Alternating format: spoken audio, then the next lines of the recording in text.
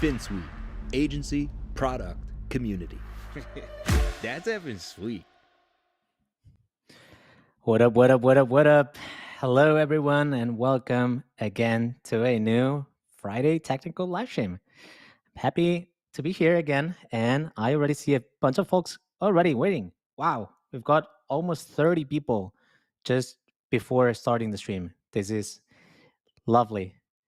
Okay, I'm gonna wait 5 minutes before we'll wait for a few people to join, and then we'll just jump right into it. So in the meantime, if you guys want to say hi, I already see some people here in the chat.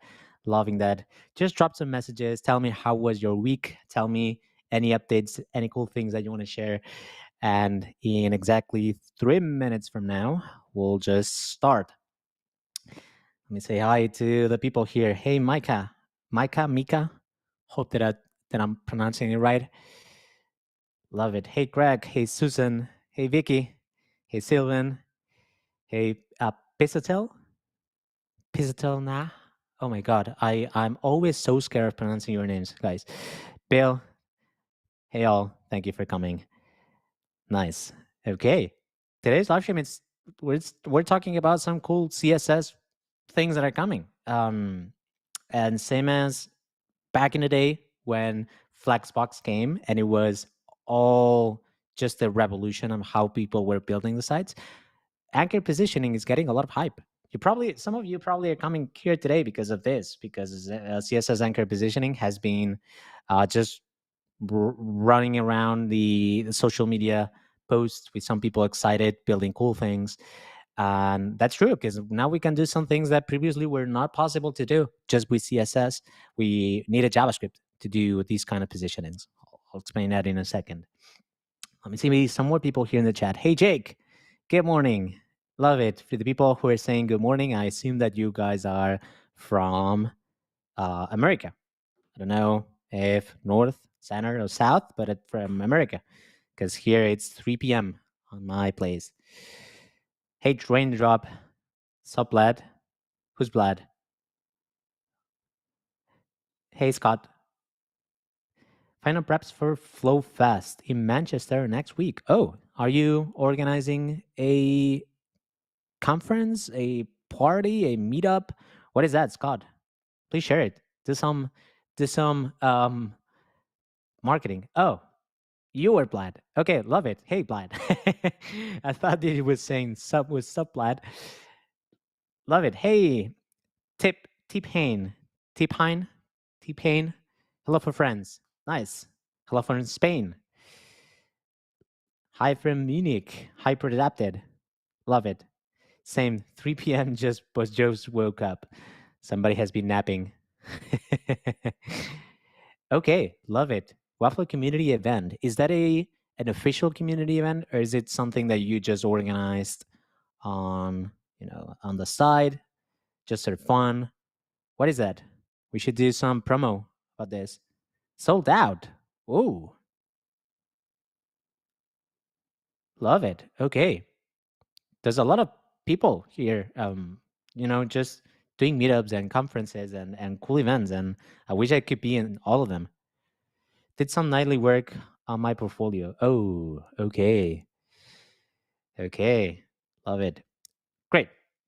We are 5 minutes past the time. So let's just jump right into it. Okay. I'm going to start sharing my screen and let's introduce what we are talking about today. Because today we are talking about the new CSS anchor positioning API. Okay, this is something that it's not yet fully available. So take today's live stream as something that it's experimental and it's talking about what's coming in the future. Okay, but what I'm going to talk about today, it's something that if you want to start using it, you will have to implement it with fallbacks because it does not work on all the browsers. Right now, it just works on Chrome, I believe. Actually, we can check it. Anchor positioning. It's right now only working on Chromium, correct? So everything that it's in here, it's gonna come officially at some point, but right now it's only being supported in Chrome, in Edge, and then also Chrome for Android. I assume that any other browser that's based on Chromium will also support this. Okay. But essentially, CSS anchor positioning is a new way of positioning elements. Okay. And let's just do kind of like an intro so people understand exactly what is this providing to us as designers, as developers, and how we can use it in our own designs, right? So essentially, let me just pull here my sketches. Essentially, up until now, we've always been positioning things using static, relative, sticky, absolute, and fixed positioning, right? And with each one of these properties allows us to just implement a different behavior on the elements when positioning them around the page, right? Each of these has some restrictions. We'll see now. Well, I'll do a summary. But other than these behaviors, doing other kinds of positionings, it was sometimes tricky. You require JavaScript to do things like, for example, put this wherever another element is positioned, right? With anchor positioning, and as the intro here in this document is saying, the CSS anchor positioning API is a game changer in web development because it lets you natively position elements relative to other elements. Look at this, okay? So this is the key part in here.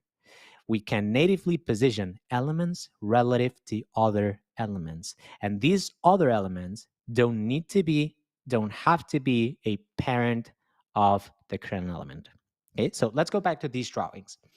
Essentially, when we are positioning things, so let's imagine that, actually, let me just copy this in here. Whenever we are, oops, ungroup. Here. Whenever we are positioning an element, imagine that here we've got a parent, and then we've got an element here, right? We have these properties with the position CSS. So position equals to static, which is the default, or then we can do relative, or we can do absolute, etc. Which, if we go to Webflow, it looks like this, the position section in here, right? So whenever we do, for example, static, then this element will just follow the flow, the native flow, the natural flow in here. So here, if we've got this parent and we put an element here, this element will be at the top by default, right? Because it's going to be static. If we put another element that is also static, that element will just natively, naturally flow under this one, unless the parent has some flex property or a grip property that it's just, moving it to different place. But the position of this element will not be determined by anything else rather than whatever the parent is saying, right? If we change this to relative, like that, this element now can use inset positioning, okay? And with inset positioning, essentially, we can start playing around with it. Let me make this smaller. We can start playing around with what everyone already knows, which is the top, right, bottom, and left properties.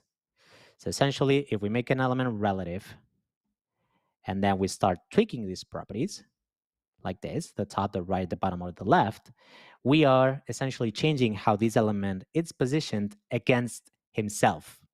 So when this is relative and we tweak, for example, the top position, then if this was the natural position, but we say, hey, I want my top to be 5 pixels aside, right? So this element will be just moved down 5 pixels like this, being this difference in here, this difference in here, the 5 pixels that we defined, right? If we do 5 pixels on the left, then we are moving this element here like this. 5 pixels on the left, like that, right? And so this would be like the previous version, and this would be the new version, like that. And this is coming from the position relative. Now, if we change this to sticky, for example, the position in sticky, what does is that if we define one of the inset positioning, it will essentially define how the stickness works when we scroll in here. And by the way, hello to everyone who's joining. Thank you all for coming. Hey, Chavi, love to see you here. Great. So if we're making this positioning of these elements sticky, and this parent has a relative positioning, which means that we can use it as just the reference, then if we start scrolling, this element will stick. For example, if we say top 5 pixels, then this element, when I start scrolling, this element will be sticked 5 pixels to the top as I am scrolling, like this, like that, right? Great. Now, if we change this again to absolute, what's going to happen is that now the positioning here, it's not relative to the element itself, but it's going to be relative to the first parent that has a that can be referenced because it's either a position relative or absolute or fixed, whatever. But it's going to be relative to a parent element, which means that if in this case we say, hey, this element, I have 5 pixels from the top, or let's just say 5 pixels from the bottom. Let's just make it a bit more drastic. In that case, what's going to happen is that this element, because now it's relative to the parent, if we say that it's going to be 5 pixels from the bottom, it's going to be moved down here. Imagine that this gap here is 5 pixels, right? If we say that it's going to be 5 pixels from the right, it's not going to be 5 pixels from the element itself, so it's not going to move 5 pixels like this. It's going to be 5 pixels from the right of the parent element that it's relative to. So in this case, it's going to be moved like this. So we've got the bottom and the right. Okay, and same happens for fixed. But fixed, instead of having a parent element to be relative at, it's relative to the window context in this case. So we've got the whole screen, and we put these fixed, then the element will be basically moved to the window or to a different stacking context if we create a new stacking context in CSS, but that's kind of advanced and confusing. So essentially, this is how we've been positioning elements the whole time, right? Now, obviously, this has some restrictions because it's either we position the element just like natural flowing, or we change the positioning based on the element itself, or we change the positioning based on a parent element, or we change the positioning based on the parent window, like this. But what if we need to change the positioning of this element based on a different element? Now, let's imagine that we've got here another element, like that. Let's make it blue, like this, and let's make it a bit bigger. This element could be whatever, okay? It could be a paragraph, it could be an image, it could be whatever it's on the side. And imagine that this element, you want to position it relative to this other element. Now, by using the positioning that we've been doing so far, you either need to make this element to be a child of this element, because then when it's a child, if we make absolute positioning, then we can play around with the properties to just position it relative to this parent. Or you do some JavaScript calculations where you say, hey, grab me this element and then calculate where this element is. So then I can change the positioning of this element based on the window. But because I've been doing some calculations, now I know that maybe this element is 500 pixels from the left of the window. So I'm gonna just make this position fixed and also 500 pixels so it fits in here. Okay, but that's quite a lot of computation, and it's a lot of overhead just to achieve something that is as basic as this. So here is where the CSS anchor positioning API it's coming. We've got a new way of positioning elements based, let me undo this, based not on the element itself, not on a parent element, not on the window, but on a different element, like this. And not only a different element, and we'll see now during the live stream, but we can do it on multiple elements, for example. And it's cool. We can do a lot of things like that. Okay, so we could, for example, say, I'm just getting ahead of the live stream, but imagine that you've got two elements and you say, hey, I want my element to be positioned based on these two elements. I want this corner in here to always be matching this, and this corner in here to always be matching this. We can do it. And if I move this element, I want this to also just be resized to be matching both corners. We can do these kind of things. We can do a lot of cool stuff, right? And if you watch my previous live stream where we talked about the new Popover API, we'll see how we can create tooltips that are just very easy to position using this new CSS anchor positioning API, okay? Hyper adapted. Why is it called API? API to me sounds like some complexity abstracted away with, but with respect to CSS, I wonder what's going on in there. Okay, maybe you're confusing the term API with, things that you've learned and seen. Like, okay, an API usually when we talk about an API, it's because it's a server, or because it's a library, stuff like this. Okay, but API essentially the definition of an API, it's application programming interface, I think, which essentially is it application programming interface? Hold on.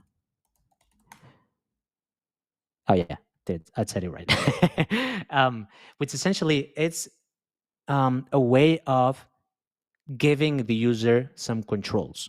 You're saying, hey, I've got my system. Doesn't matter what system is. It could be a server, it could be a library, it could be a software that it's running on a Raspberry Pi, on a machine, I don't know, whatever. It doesn't matter. An API is just what we are exposing so other people can just control what we have. So in this case, CSS anchoring API, it's because we've got this full API of controls that give us a few properties that we can use to control how we position an element, right? And because we are controlling it, we are doing it through an API, which is the controls that they are giving us, if that makes sense. Okay? API always means that somebody's giving controls and somebody's using those controls. Could be a server that it's exposing some endpoint and somebody's consuming that endpoint. It could be a library that it's exposing some methods and somebody's using those methods.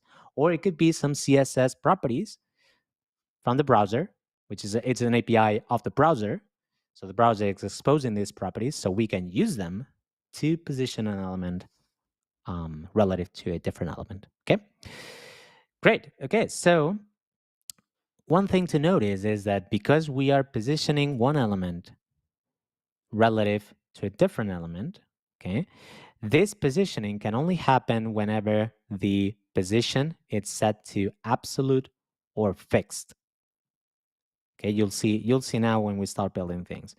But you cannot do things, I cannot make this element to be anchored positioned if this element is static, relative, or sticky. Okay, it has to be absolute or fixed. Now let's just go into here. Okay, I'm going to be following the Google documentation because I'm not a super expert. I'm still learning this, and I'll try to explain things as much as I can, the best I can. But I want to be following the official guide from Google because they made a pretty good job here, and we'll be sharing this same exact. I think that Gabe already did it. Nice. So if you check the chat, you'll see how this link, the link to this document, you can open it and follow along with me, okay? So essentially, let's go to the core concepts. With the core concepts here, with the CSS anchoring, anchor positioning, we've got two things going on. We've got an anchor element, and we've got a positioned element. The anchor element is essentially what we're saying, hey, I want to position things relative to this element. So let me ungroup these again. I don't know why I did it. I did it.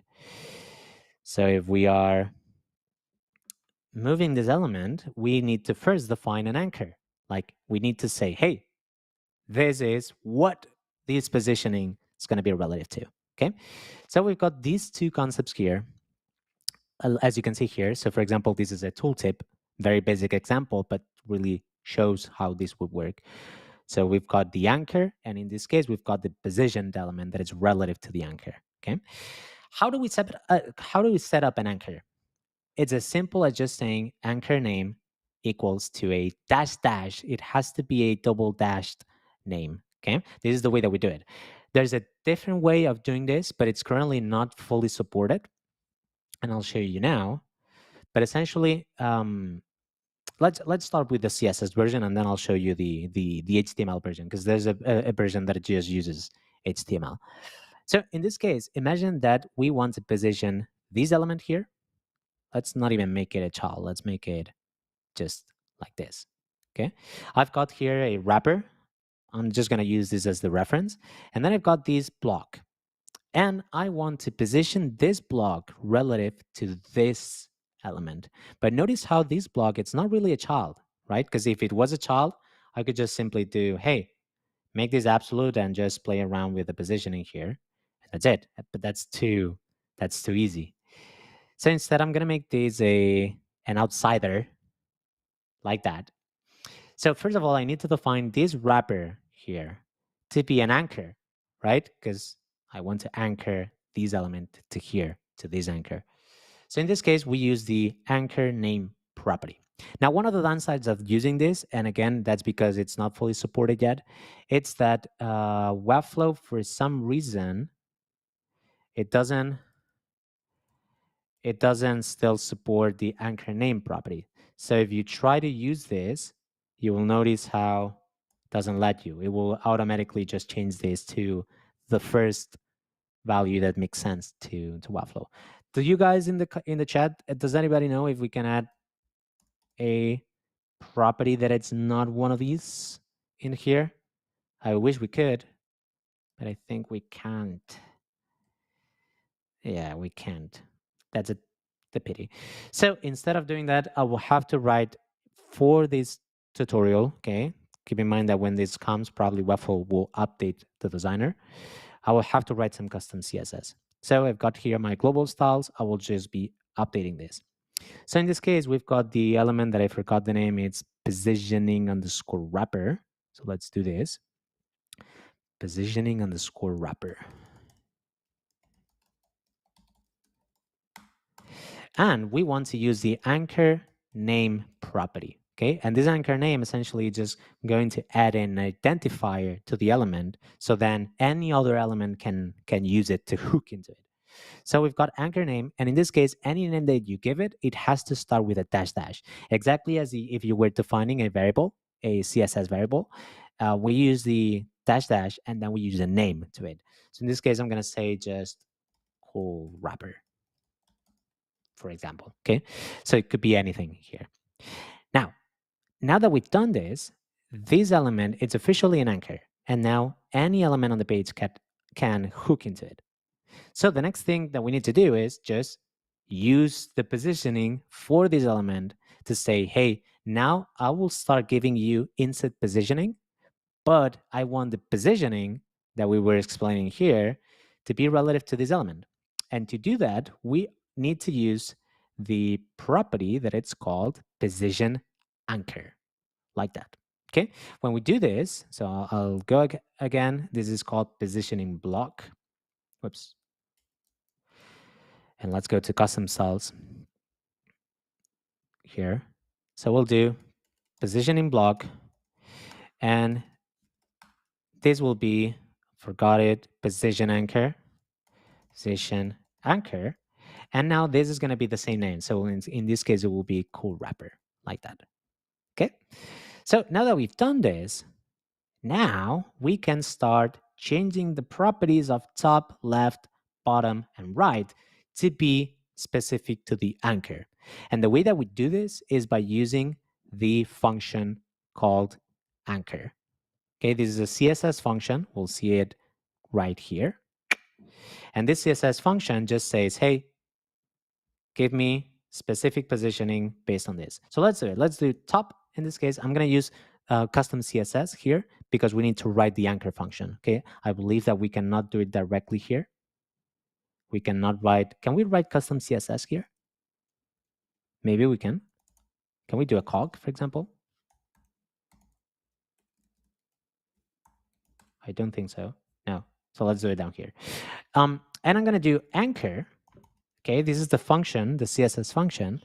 And remember that this element is relative to this element. So the moment that we are using this function, we are already implicitly saying that the anchor that we say is relative to here. Okay, and we can say bottom, for example. Now, look at what happened here. Look at this. We essentially said, hey, I want you to anchor the top of this element to be at the bottom of the anchor reference.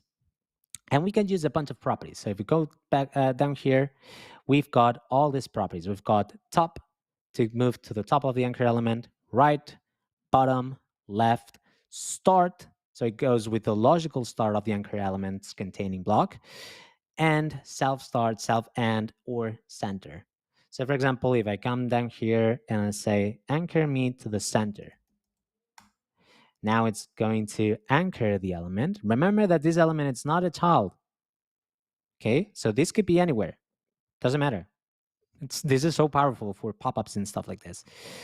Now we're positioning this relative to the center of here. Now let's do left, for example, and these, whoops, left. And the left, I want it to be center too. Oh, sorry, anchor. Center, like that. Look at this. Let me change the Z index. Look at this. If I moved this element around, so if I decide now to move this wrapper, this element is outside of it, but I can move my wrapper. And look at this. The other element is always relative to this anchor. So this is so powerful to position things. So anytime that you've got something that needs to go out of the flow of the current structure, but you still want to position it relative to something else, it's a game changer. It's just changing the way that we work, right? We can do a lot of new things now. Love it. Okay, so this is kind of the basics, but there are more cool things that we can do with it, okay? And I'll try to go over them. We've got about 30 minutes. And if you have any questions, drop them here in the chat, by the way. So let's just move on. Great. We can do explicit anchors. Explicit anchor is essentially when we did implicit anchors, we had to go to the element and say, hey, I want my positioning to be relative to the anchor that we defined. And this happened in here, right? But I can get rid of this. I can not use this position anchor here. And instead, now it's going to break. But if I come here, we can update the CSS function. And instead of just passing the positioning, we can first pass the name of the anchor and then the positioning. So if we do this, comma, and center. Oh, doesn't allow me. Come on, Webflow. Oh, no, sorry. No comma. Now, love it. Great. And let's do it again here. Same thing. Okay. And the cool thing here now is that we don't need to be specifying the anchor for the whole element. And the other cool thing that it's happening now is that if I create a different element, look at that. And this is going to be positioning wrapper, and this is going to be, let's do another one. Let's do positioning top, whatever. So let's add it here, a different name. Let's do positioning top, and this will be cool top, like this, like that. Now because here we're doing explicit anchoring, now we can do it a property for a different anchoring, each property. So we could say, hey, I want the top, sorry, I want the bottom, what's that here? I want the bottom to be anchor to dash cool anchor center. And I want the top to be dash cool top center. Okay. And now if I make the width or height, I mean, 1 second for RAM, and the height, I make it 100%. Nope. 1 second, they're right. I want the bottom to be cool anchor. No, cool top. No, cool. Hold on. Forgot the names. Cool wrapper and cool top. My bad. So we do the bottom to be cool top, No, cool top, sorry, cool wrapper. Now, oh, I messed it up. Look at this. Now we've got an element that it's relative to two different elements. We're saying, hey, I want the top of my element to be relative to the center of this element that we called cool top. And I want the bottom of my element to be relative to the center of this other element that I called cool wrapper, I think. I know that the naming doesn't make sense. I'm even confusing myself. I apologize. But the thing is that you can see how the anchor positioning, we have full control. We can do it for the all the inset properties, or we can do it per property just to define exactly what anchor element we want to use. Nice. Great.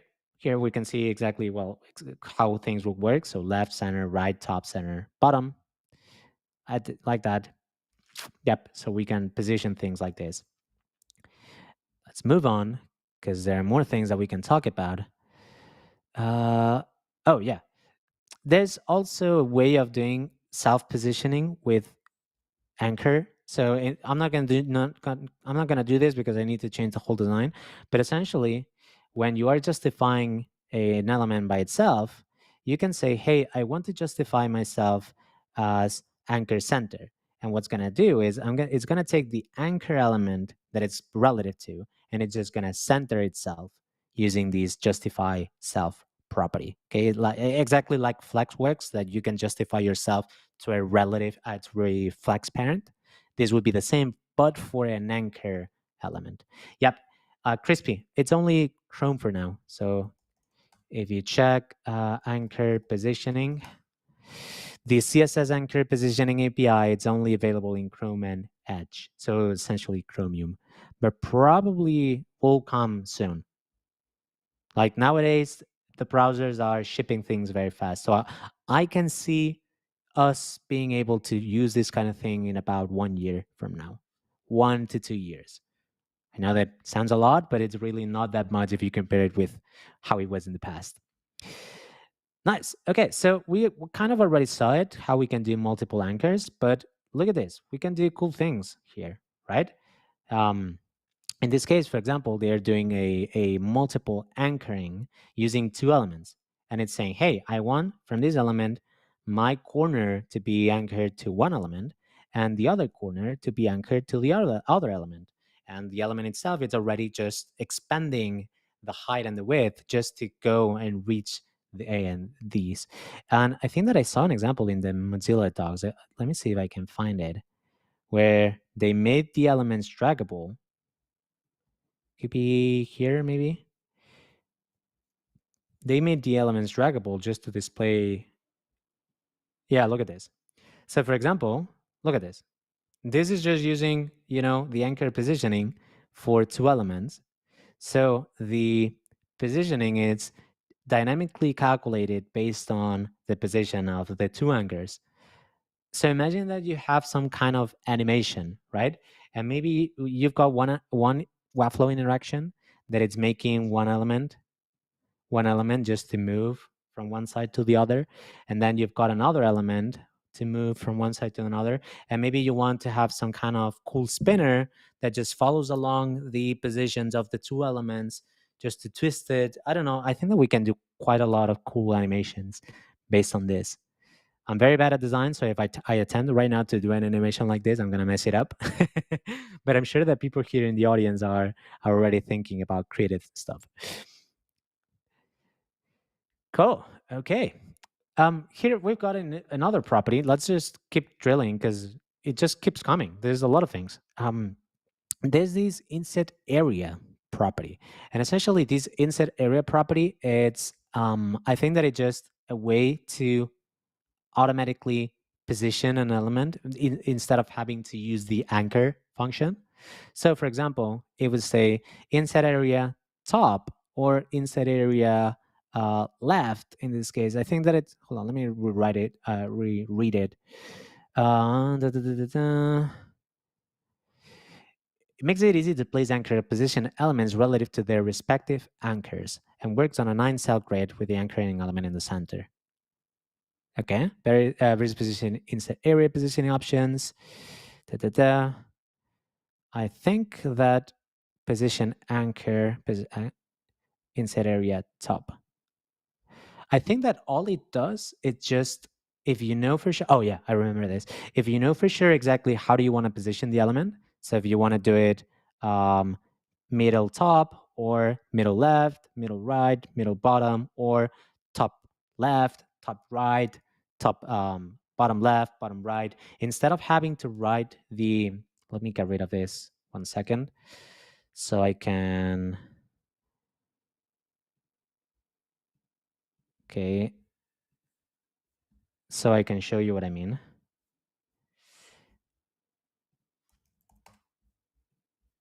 Cool. Okay, we've got this element that it's positioned like this. So imagine that I want to position this element on the bottom left. So I want to put it in here, or let's do bottom right. That is going to be simpler. So I would have to come here and I would say bottom. I want the bottom to be at the bottom. Sorry, anchor cool wrapper. Is this a cool wrapper? No, it's positioning top. So this has to be cool top, like that. If we do this, and then I also have to do the left position, and I need to do anchor equals to cool top right, I think, like that. And this looks like we've got some, yeah, because I want the top.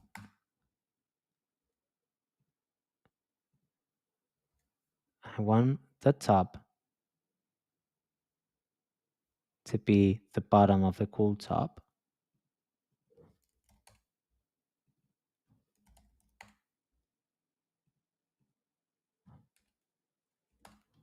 I am messing something up. Oh, yeah. The left. Oh my God, come on. Give me left, right. Now I want the top to be now. Oh my God. Okay, so you can see how actually it took me a while just to figure out where to put this like that. Now imagine that you know for sure that you want it to be on any of these 9 points, either in the middle here, top right, right middle, bottom right, bottom middle, etc. Now, in this case, we don't need to be writing all these CSS functions. We can just use the built-in inset area property. So, for example, if we do inset area, I think that it should be bottom. Let's try. Actually, we can see it here. Yeah, it would be inset area bottom right in this case. It's just going to put the element like this. So can I write inset area? Of course I can't. So we need to do global styles. In this case, let me get rid of the properties. Got rid of this, got rid of this. Let's go to global styles like that. And this is the positioning block. We can do inset area bottom right like this. And if you did it right, which looks like I didn't. Oh yeah, because I need to define here. Remember that in this case, I would need to define the anchor. So I need to do position anchor. It would be cool top. I think it's like that. Okay. So now I don't have to be writing the CSS function. I just need to define the property inset area, which it's kind of like a pre-built value for positioning the element, if that makes sense. Okay. Okay.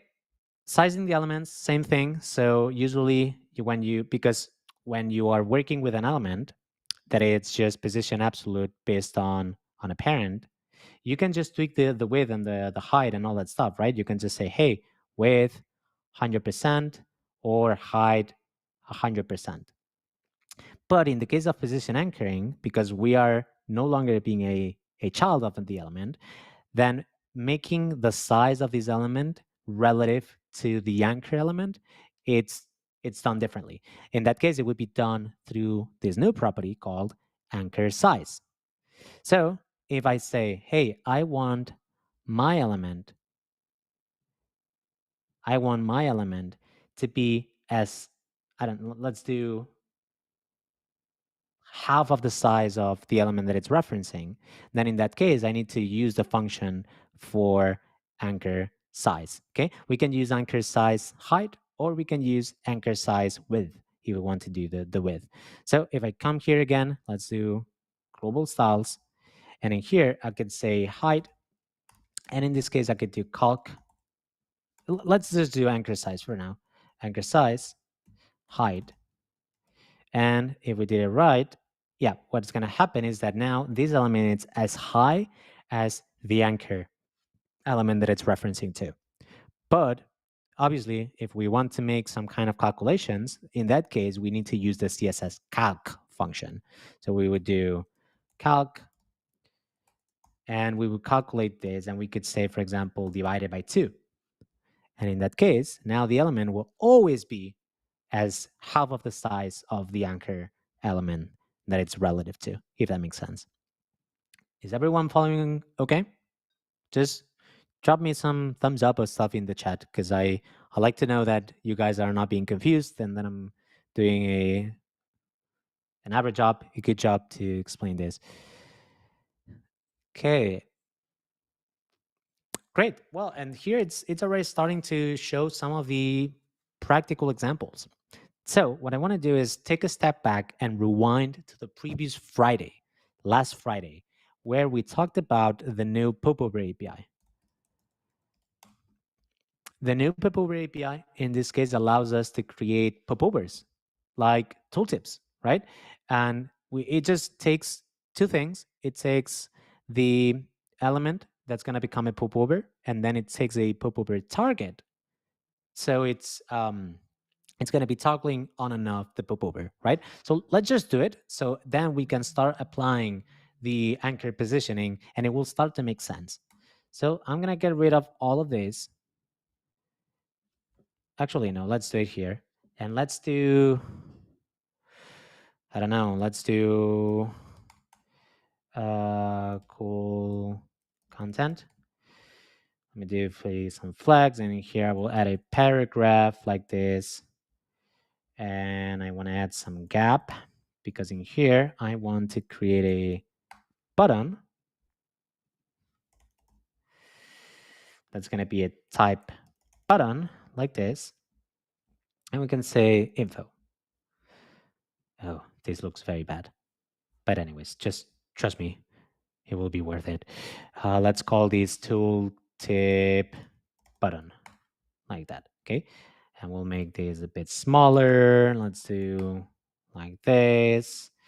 And let's just add some, I'm going to make this flex parent to be at the top. And let's add some padding like this. Stay with me. This will make sense. Let's do some background. Let's do, I don't know, blue. It's a renders, I know. Some white text. Love it. Okay. And let's do a round button. Okay. It's hideous, I know. But imagine that if I click on this button, I want to display a tooltip, right? So in this case, I would create a tooltip. Let's just create a tooltip, whatever. We can do it in here. So not in the button, sorry, but in here. And in this case, this is going to be tooltip content. This element, I want it to become a popover. And to make it a popover, we need to add the popover attribute to it. So let's do popover.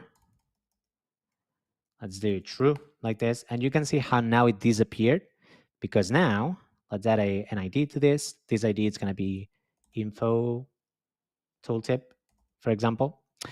And to the button, we're going to add a popover target equals to info button. If you're being confused by all of this and you want to see a proper live stream, go and check the previous live stream, because we went over all of this through the whole hour. But if we did it right, no, we didn't.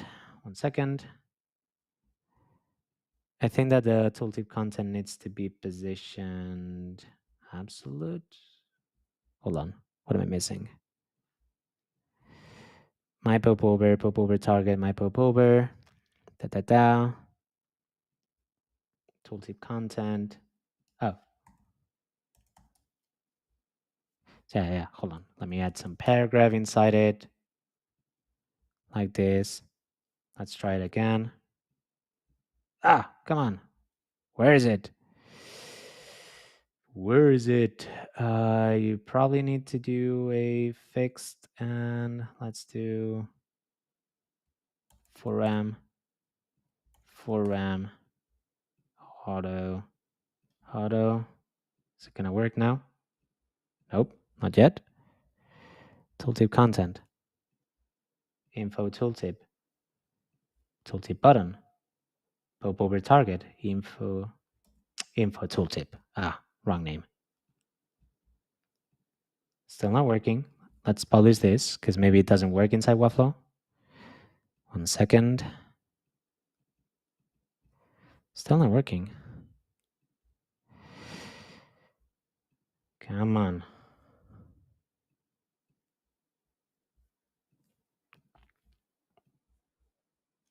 Okay. Let me try to add.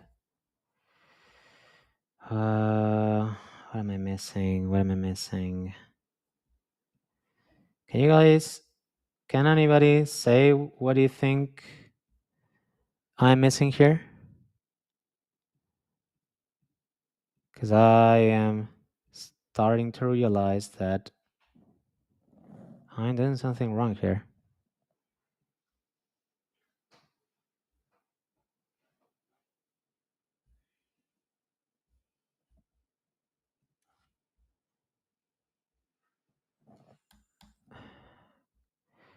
Come on.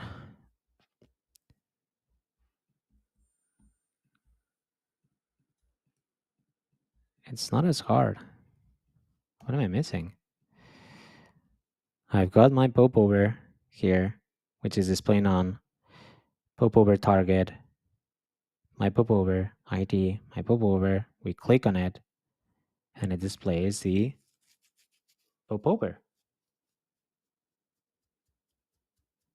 What am I missing? I'm doing something wrong, guys. And I apologize. Oh, hold on, because this has to be a button. Ah. Okay, let me check again everything, because it only works if it's a button. Try it again. And I will discard that position fixed if that doesn't work. Oh, okay, finally. My God. Okay, we did it.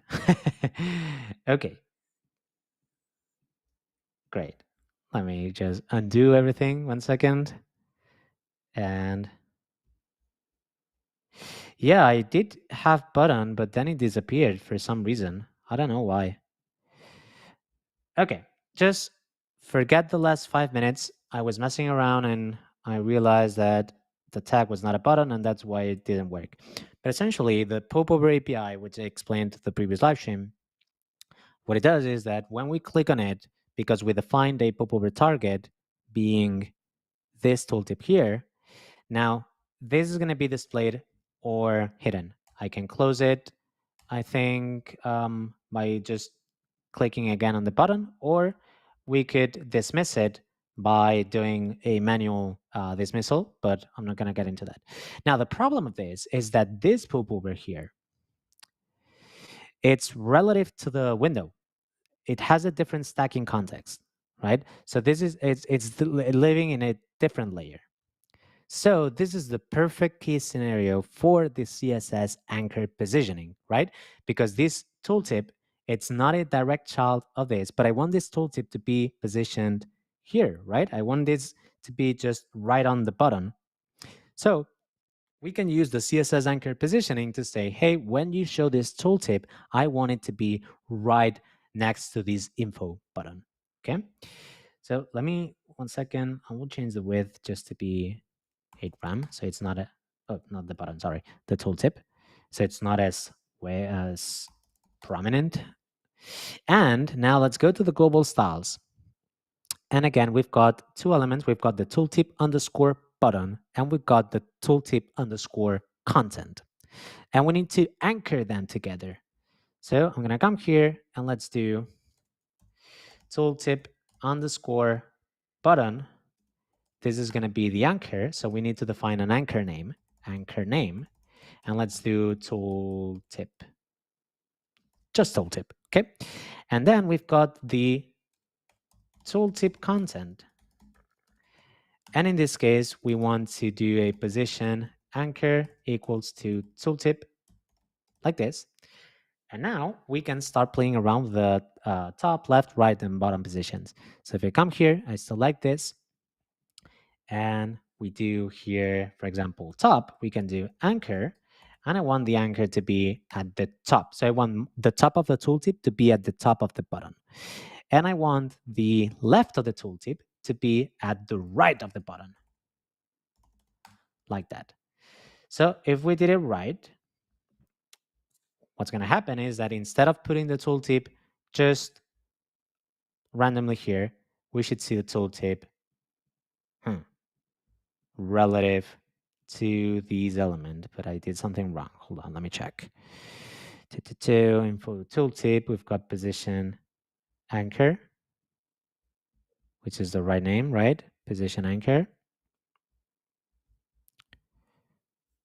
It is position anchor tooltip, and then we've got the top to be the anchor of top.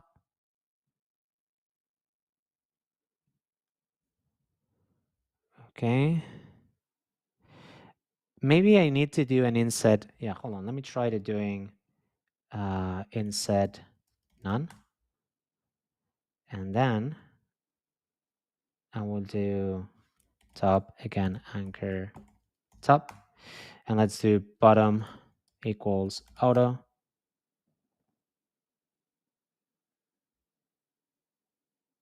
This is being overridden.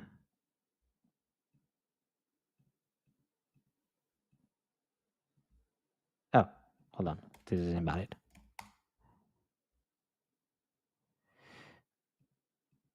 Huh.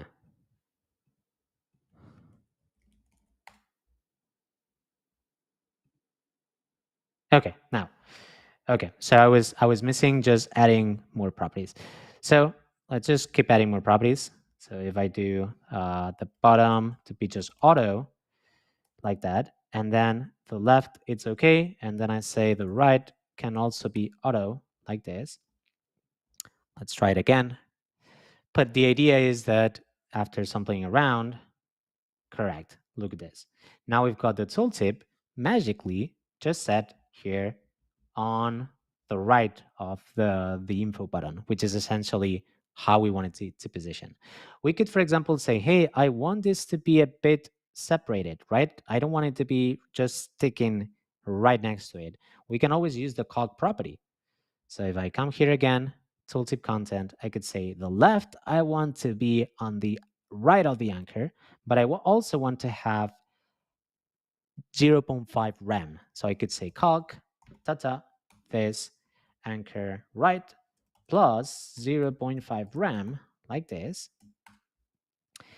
And if I did it right, we should see the tooltip just a bit to the side. Yep, half rem to the side of it.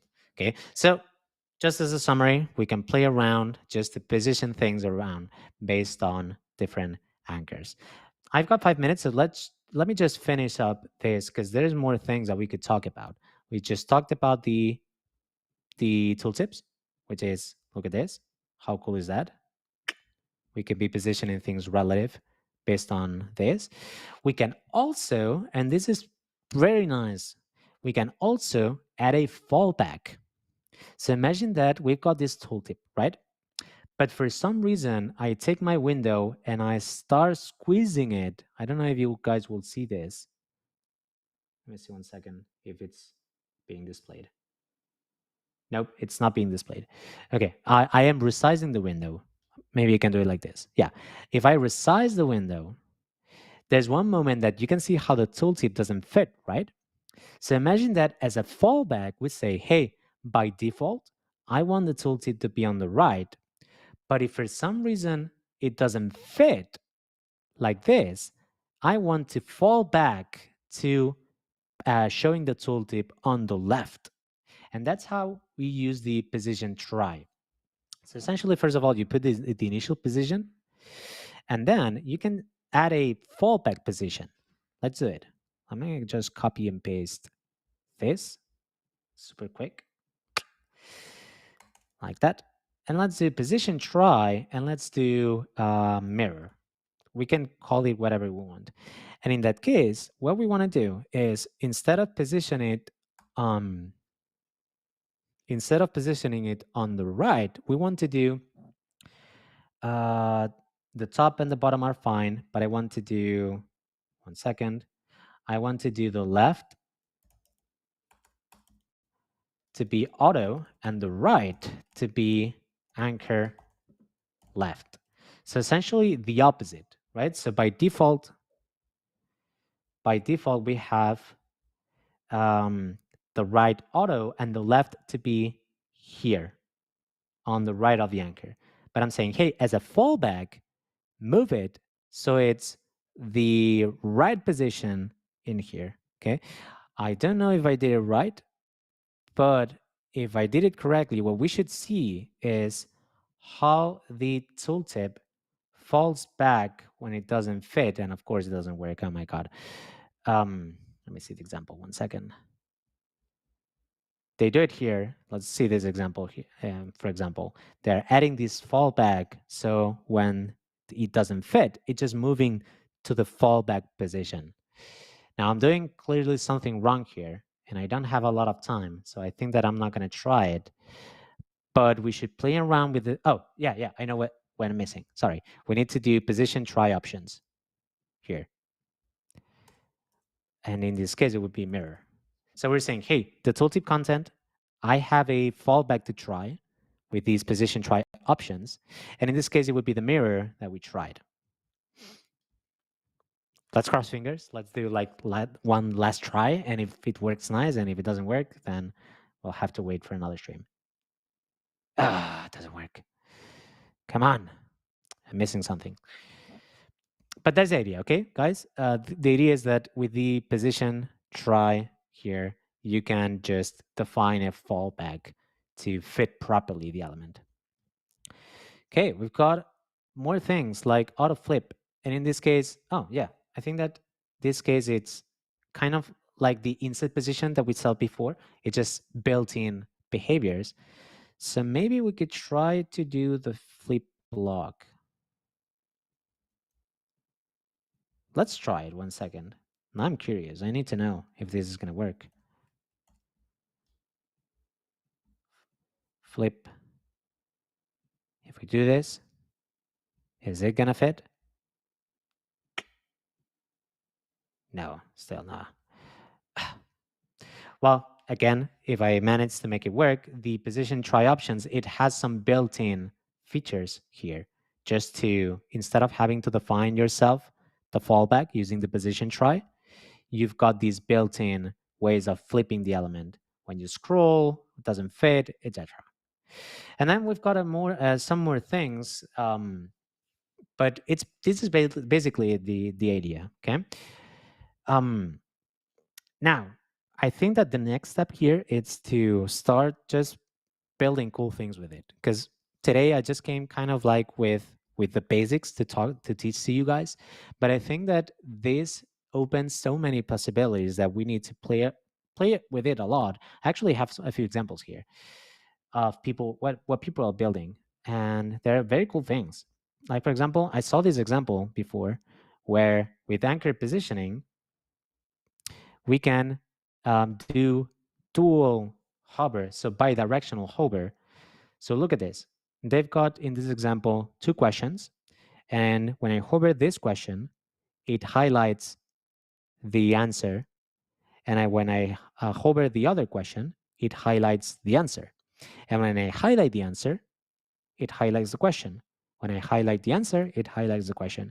And this is achieved by doing this anchor positioning. So they're grabbing this wrapper, this green border, and they're doing an anchor positioning. They're saying, hey, put this border relative to this element. And again, the same thing, put this red border relative to that element. So then when they hover over them, they display them and they can achieve this functionality. Look at this, so cool. I've also seen, for example, covering elements. Yeah. So usually when you want to create a cover like this, you've got these something kind of like a filter that it's covering an image. Usually what you need to do is wrap the image with a parent wrapper and then put the cover, and the cover, it's position absolute, so it goes over the wrapper.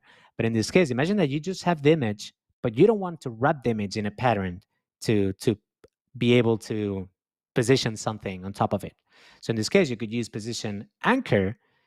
Just say, hey, this layer that I have, I want it to go on top of the image. And this is what's happening here in this case. We also saw some cool things like the moving parts. We also saw, I think that I've seen people building range sliders where the output of the range slider, it's relative to the handle. So you move the handle, and in that case, it's just moving along with the range slider. It's doing a lot of cool things. But you guys should play around with it because you guys are designers and you got better ideas than me to build nice stuff. But that's pretty much it. We are already on the time, so I think that I'll start saying goodbye. Anybody has any questions? I would like to see here in the audience if anybody wants to ask anything. Sylvan saying makes those tooltip libraries basically obsolete, and that's pretty much true.